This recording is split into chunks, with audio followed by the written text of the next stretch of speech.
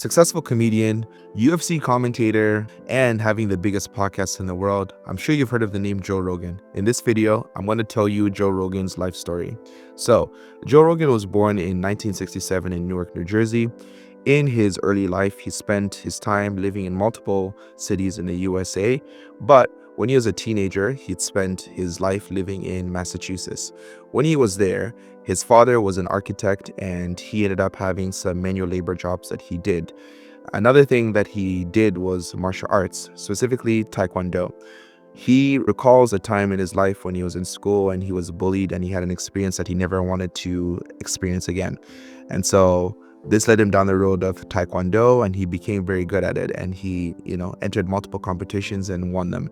When he decided to go to university, he went to the University of Massachusetts, Boston, but he soon realized that working a 9-to-5 job was not something that he wanted to do, and so he decided to drop out. At that time in his life, he didn't realize what his next steps were going to be, so he realized that he was also kind of a funny guy and he wanted to give stand-up comedy a chance. In 1994, he decides to move to LA to pursue his career and to take it to the next step. So he has the mixed martial arts thing as an interest, and now he has comedy as an interest as well. So 1994, when he's in LA, he gets some minor acting gigs, he does some TV shows, and he continues to do some TV work, and he's growing his portfolio. At the same time, in 1993, so a year before he moved to LA, there's a company called the UFC, the Ultimate Fighting Championship, that has just begun.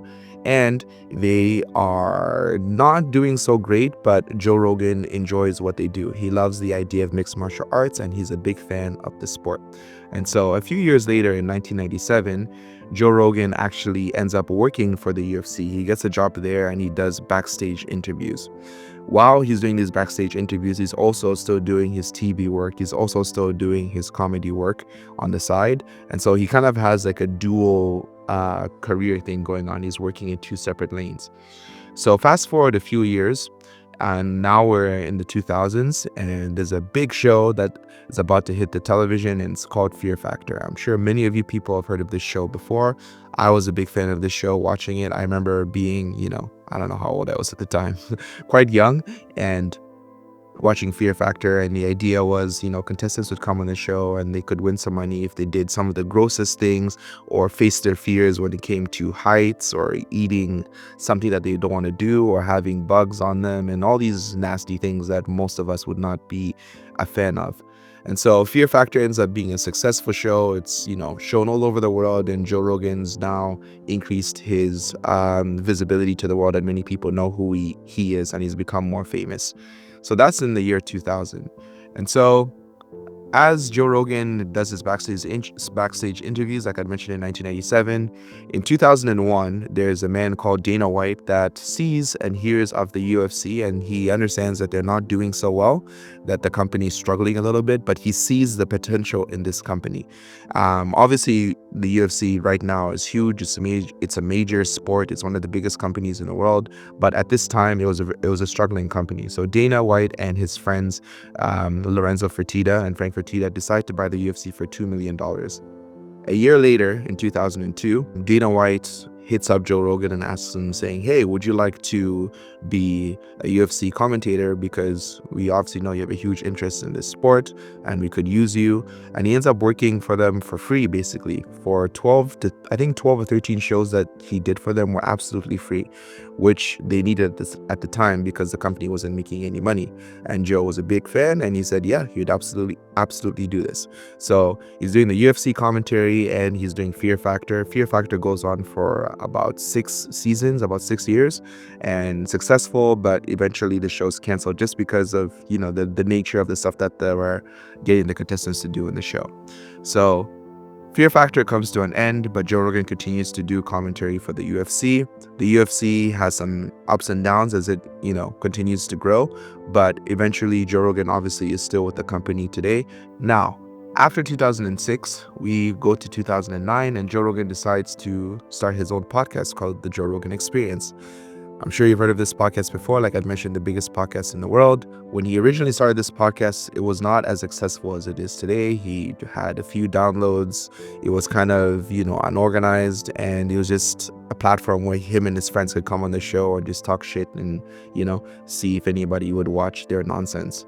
And so that was the beginning in 2009. And fast forward 10, 11 years later, Joe Rogan is signing a $100 million deal with Spotify in 2020 to take his podcast exclusively to that platform. And so eventually he comes across some controversies. There was an N-word controversy that he was involved in. There was, during the COVID pandemic, he was known to be somebody that was kind of anti-vax. And he got a lot of criticism for that because obviously, if you remember during the COVID times, it was very weird times because there's a lot of people that didn't trust the vaccine, or some people that were saying, no, you need to take the vaccine in order to, end this pandemic. But Joe Rogan having the biggest platform in the world and having these people that were anti-vaxxers on this podcast and spreading this message about, be careful about these vaccines that are being given to you was kind of looked as counterproductive as to what governments were trying to do to provide, to bring the COVID pandemic to an end. And so you received a lot of criticism for that. Past that, Joe Rogan still has the biggest podcast right now on YouTube. Many people come on this show. He's had some of the biggest guests in the world, you name it, from Donald Trump to Kanye West to all these big Hollywood actors like Adam Sandler, so on and so forth. They've all been on Joe Rogan's podcast. His network, his connections are absolutely crazy, and he's absolutely killing it. From a guy that was born and raised in Newark, New Jersey, who was bullied, who didn't have any direction in his life, decided to pursue his interests, which were comedy and mixed martial arts, and look at where it led him to. In terms of his comedy career, I'm not gonna lie with you, he's not the best comedian. He's not my cup of tea. I've seen a lot of his stand-up specials on Netflix and on YouTube, and it's kind of, I don't know, maybe it's just not my cup of tea. What do you guys think? Do you think he's a good comedian? Because if he stopped doing comedy and just focused on his podcast and his UFC career, I would be totally okay with that, because most people that know Joe Rogan don't necessarily, look at him as the comedian, the funny guy. They look at him for all of his other things that he does. So I don't know, maybe I'm just being a hater. Maybe it's just not my cup of tea, but I love Joe Rogan for everything else that he's accomplished. I know he apologized for the N-word controversy, and I accept his apology. But yes, everything else he's accomplished in his career, kudos to that. But in terms of the comedy side of things, not the biggest fan. But that's Joe Rogan's life story.